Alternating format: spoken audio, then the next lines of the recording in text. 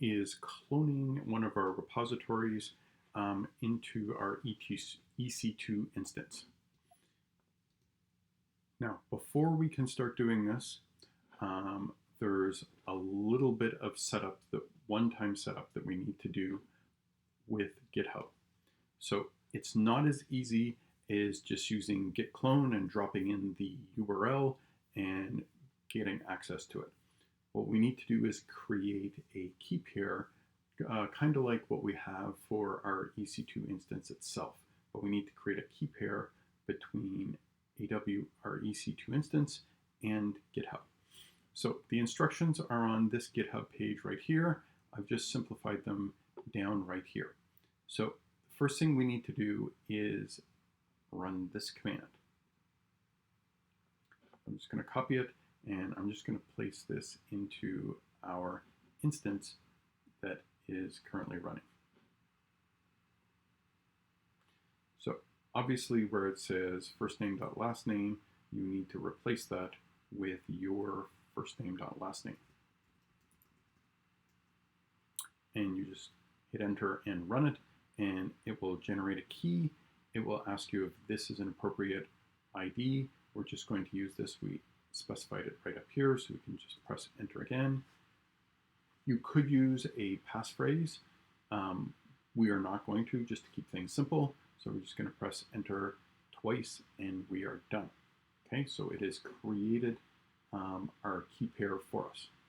Next thing we need to do is get the SSH agent to recognize this. So I'm just going to go back and run that command. So the agent picked it up, so we're off and running. Now what we need to do is add the SSH key to our system. So I'm just going to copy a piece of this. What it's doing is we're adding the SSH, the tilde means we're going to our home directory, and then to the /SSH directory.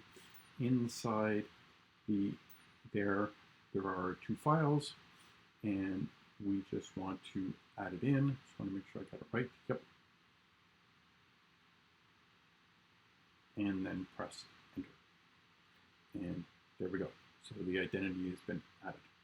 The next thing we want to do is actually look at our public key, because we're going to paste that into GitHub. So I'm just going to use the cat command, which will just print it back to the screen for us. And we're going to go to the same location, our home directory, dot the SSH directory, and we're going to pick up that same SSH key pair, but we're going to be looking at the public key. So this here, yours will obviously be different. We're just going to copy it.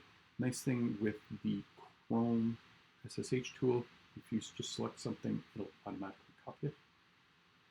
So we're going to take this and then we copy it into GitHub SSH keys. So we're going to go to GitHub. We're going to go up to the top. We're going to go to settings. And on the side, you will notice it says right here, SSH keys. We're going to select that. We're going to generate a new one. This is for our AWS EC2 instance called ICS4U. And you just paste that key in. And there we go. Okay, so GitHub now has the public key. Our instance has both keys. Now we're just going to run this command to make sure that GitHub can actually connect in when we're on our EC2 instance.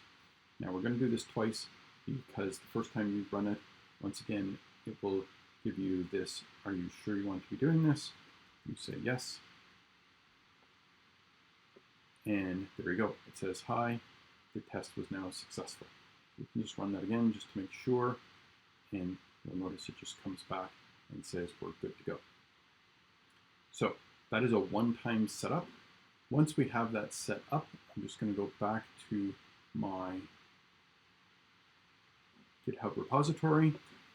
You might have seen in the past where you can just use git clone and the URL. You cannot do that anymore. You have to go to this code section. This is why we went through the whole business of creating keys, and we created an SSH key. Okay, we're going to copy this, and we're going to go back here, and now we can use git clone and paste that in, and you'll notice it brought it down. I'm just going to do an ls, and you can see that this directory is now here, so I'm going to change directory and go into it and do another ls, and you can see there is the README file that exists in my GitHub repository. So that's how you go through the process of cloning down a GitHub repository. Please remember, you have to use git clone like we did in the past, but you have to use not the URL, you have to use the SSH one. The whole business of creating the keys, once again, that's a one-time thing. When you go to create a new GitHub repository and clone it down, you don't have to do that again.